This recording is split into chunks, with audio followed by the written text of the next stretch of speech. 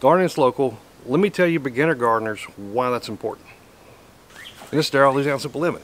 So a lot of the instruction that you hear, tips, hacks, and so forth that you hear from different gardeners, whether that be YouTube, something somebody's put on Google or a website, not 100% of those things that they recommend are always going to be 100% perfect for your particular application in your garden. For beginners, I wanted to make sure you understand some of these peculiarities, things to look for, so you just understand you're trying to get that green thumb and you maybe things aren't going as well as it could be. Understand there are some differences between one garden to the next, and especially if you talk about somebody doing a gardening channel from up north or out west.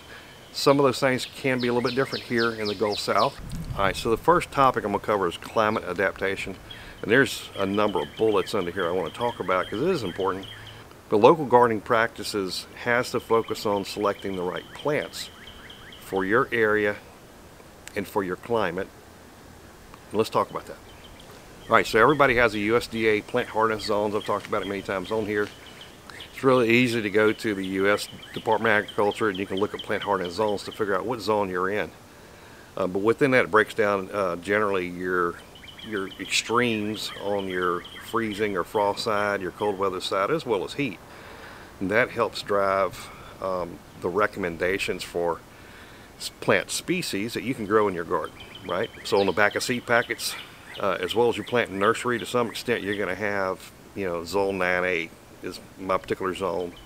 And so that's the first part of the climate you have to think about. You got someone who was talking about how to do some particular plant, and they are in Michigan, or they are in Connecticut, or they're in Oregon, that may or may not apply to how you're going to be able to grow that same plant here in the Gulf South. All right, next thing I want to talk about is both your last and your first freeze dates. And that's important from a climate standpoint, and the differences between different geographic locations, even within the same plant hardiness zone.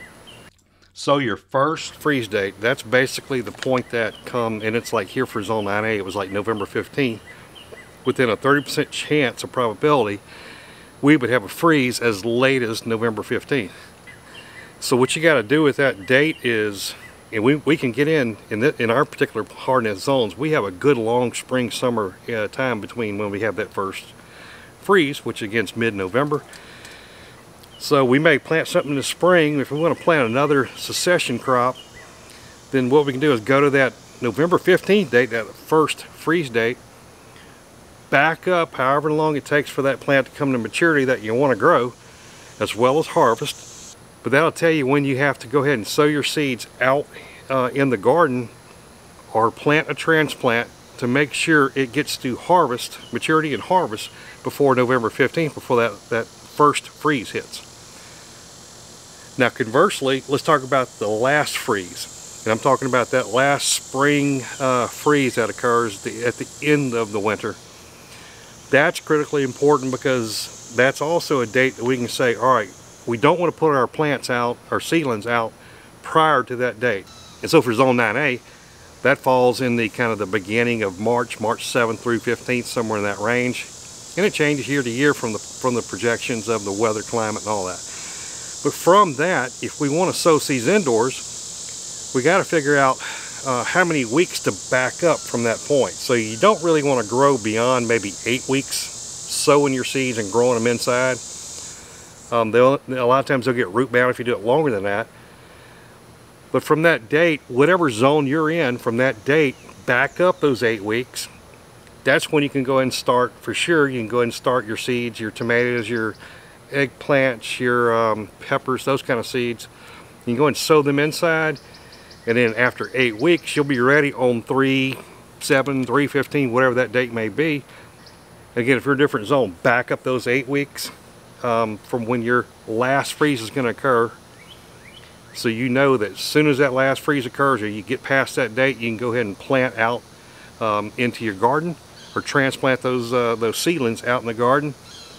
But it's important to understand your first freeze date, which in my case is mid-November, and your last freeze or frost date, which is mid-March. Understand those differences and how that applies within your particular plant hardiness zones and the area that you live. Make sure you take into consideration those dates in your particular plant hardiness zone that drives those dates, as well as your garden in particular. Next is weather and microclimates. Generally, your different locations within a particular USDA plant hardiness zone is going to be very similar, because that's what it's based on: the extremes, heat, as well as the freezing cold temperatures, to give you that understanding of what plants you can plant in that particular, in your garden in that zone. But if you live in southeast Louisiana, I'm sure there's plenty other regions like this, but you don't ever know how much rain you're going to get from day to day. You may have 3 inches within 30 minutes, or you may have 0. My mom and dad lives, I don't know, about 7-8 miles as a bird flies. It may be bone dry here, and just that far away, they're worried about whether it's going to flood the street or not. The point of that is there may be microclimates. Even within that same USDA plant hardiness zone, there are specific weather patterns that can occur different between my garden and somebody else a couple miles away. They may get a ton of rain. We may not get very much. It's all just kind of a matter of luck or unlucky. But there also may be other microclimates. Say, let's take for example, within the same zone that somebody has a garden right next to a lake. The wind may be a lot higher if you're living right next to a lake versus in a backyard like I have. So that wind's going to dry your soil out much more quicker, and it's a different climate, a little bit different climate that affects your particular garden differently than mine. So it's just understanding those little differences. Then of course water conservation is a little different. Again, if that wind, that microclimate, the wind's coming in and drying your garden out a lot quicker, that has an effect on your water and water conservation. There's opportunities to go ahead and save rainwater, and you can use that rainwater in watering your plants. There's nothing better than good old rainwater for your plants. And based on your particular climate, how are you watering? Are you watering just with a hose, with a hose wand? Are you using drip hoses like I have here with an automated timer? There are other various irrigation techniques you can use, and all that has an impact on how much water you have to use to be successful, and how easy it is to actually apply that water. So another important point is around how you're applying your water and how much water you get into your garden, into your soil, into your roots. And the last topic kind of around the weather or climate is seasonal planting, seasonal gardening. In a zone that's more up north, they're going to have, in many cases, they're going to have just one spring/summer season. So they may only have 3 months, 4 months where they're going to have warm enough soil, warm enough temperatures that they can grow the vegetables that they need to grow to get to maturity before the first frost or freeze comes in, or at least cools off enough that it affects the growth of your plants or your harvest. Whereas here in Zone 9A, I mean, man, I got 2 good seasons at least.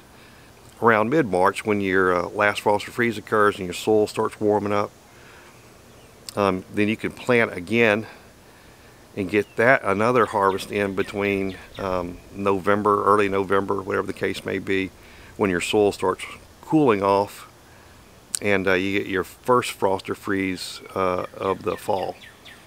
So it depends where you're growing. You may have a longer season or a shorter season. You may have multiple seasons. And that's important to understand the difference between what somebody may be telling you that you need to do versus what you need to do here at your specific site. All right, next up is soil conditions. Now obviously if you're using in-ground soil versus Mel's Mix, my preferred type of soil to use in my raised beds, that's going to have huge impacts of what's being recommended for you to do and in the way you're going to be able to grow. If you are doing in-ground gardening, there can be a number of differences between the soil that you need to use, that you have available to you in-ground, versus what some other gardener may be doing. It can be completely different. Your soil can be a lot more fertile or not. My particular soil, if I dig in right up under my grass, I got nothing but clay. That by itself is not a good successful mix for your gardening. So that's why I went with, part of the reason why I went with the raised bed gardens, so I could go ahead and prescribe and choose my own perfect soil that I need for my raised beds. But even within, if you're looking within in-ground soil, within the same plant hardiness zone, the issue can be that the geography may be slightly different. Your soil may be more loamy, it may have more sand, the pH may be different. There's a number of different factors that can go into your soil and how fertile and how successful you can be with growing your bountiful harvest. But from one site to the next, one garden to the next, one state to the next, one parish or county to the next, even within the same plant hardiness zone, you're going to have differences in your soil. That's going to affect how successful you are in gardening. And a good gardening hack is if you're using in-ground soil and you're not being successful as you'd like, do a soil sample, send that off to your local extension like LSU Ag Center. They do that for Louisiana. Highly recommend you do that. Figure out what's going on with your soil and what it needs to be successful. Hey, if you like the contents, do me a favor, go ahead and subscribe, like that video, feel free to share it. Now let's get back to the gardening is local video.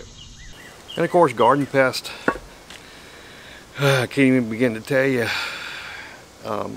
how much you got to stay on top of these garden pests, these bad bugs, the aphids, the squash vine borer, the leaf-footed bugs, squash bugs, all those kind of bugs, the cabbage caterpillars, all those things. They're going to be different from your garden to the next, especially within a particular plant hardiness zone, just because of how these garden pests, they come out of the ground, they migrate over time. I'll give you an example. So I've been fighting the squash vine borer here now for 5 or 6 years, and a lot of people that I know around me have that same problem. But I also know somebody probably about 20 miles away as the bird flies. He does not have that problem, and it makes you kind of think, wow, that's just crazy. I thought everybody has that problem. But no, there are some gardens that are not going to experience the same. Now, they probably have it worse with aphids, or maybe they have it worse with squash bugs than we have it with squash vine borers. But the whole point is, your integrated pest management approach needs to be based on your specific garden, whether you're wanting to be organic, and a lot of other factors such as that. So it is different from garden, the amount of bad bugs. On the flip side, you have beneficial bugs. And I'm talking about your pollinators, your bees, your honeybees, your mason bees, your wasp, your dirt daubers, your birds even. I mean, there's a lot of different things. Butterflies. Some of them migrate as well. Butterflies especially is one that just jumps up in mind. Birds do as well. But between garden to garden, the amount of beneficial bugs in your garden are going to be based on what you're growing, potentially what kind of flowers you may have, zinnias, marigolds, all those kind of things.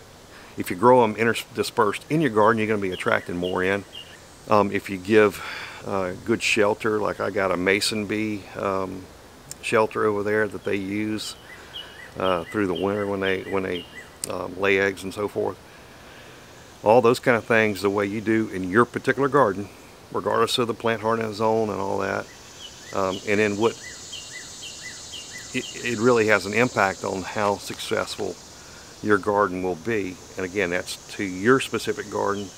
The same things can apply, but if you don't do it in your garden, in planting flowers and such to pull in those pollinators, if you don't do that, you're going to have a lesser chance of getting your vegetables, pollinated, your flowers pollinated, and getting a good harvest and getting a good bountiful harvest. And kind of tied into that is your native plant selection. So one of the things that's highly recommended is to identify what kind of beneficial native plants grow in your area, and be able to sow them or plant them, because they attract the pollinators, they attract beneficial bugs, some of those that attack the bad bugs. So it's highly recommended you just try to understand what kind of plants are native to your area. And again, across say zone 9A, I think that's got some California in it, that's got some potentially New Mexico, Arizona, Texas, obviously Florida. You know, so the native species in those areas are not going to be exactly the same. So find out what's important, find out what's native to your area, and grow some of them as well. Thus, gardening is local by planting the right selection of native plants in your garden. And then, of course, there are certain plants that are going to do better in your particular climate than others. So when you think about it, we say, okay, we can grow some beans in the middle of the summer. That may be something different for somebody up in the upper north versus here. So cowpeas actually do great in this hot summer that we have right now in the heat wave. The same thing applies for my Alabama black-eyed butter beans. And so you see your garden can benefit from just making sure you do your research. And finally is your garden location. So what I mean by this is the location you put your garden in your backyard or wherever it may be. Do you got a line of trees along one side that's going to overshadow that, preventing the sun from getting through as much as it needs to for those plants? And you plant some corn on maybe the south side, it's kind of tall. Is it overshadowing the rest of your smaller plants that are in the next few rows in your garden? I mean, all that has an impact, and that's all very specific to your garden and your location. If you like this content, you're going to really love Seeds to Sow in June. My last video, I'll put a link down below for that. Garden on, and I'll see you on the next video.